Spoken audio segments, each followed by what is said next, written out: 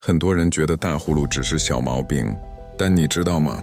医学研究发现，长期大呼噜可能让你的心脏随时出事。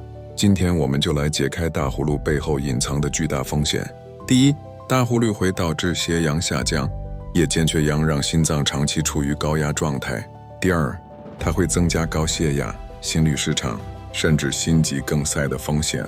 第三，严重的睡眠呼吸暂停综合症更可能引发猝死。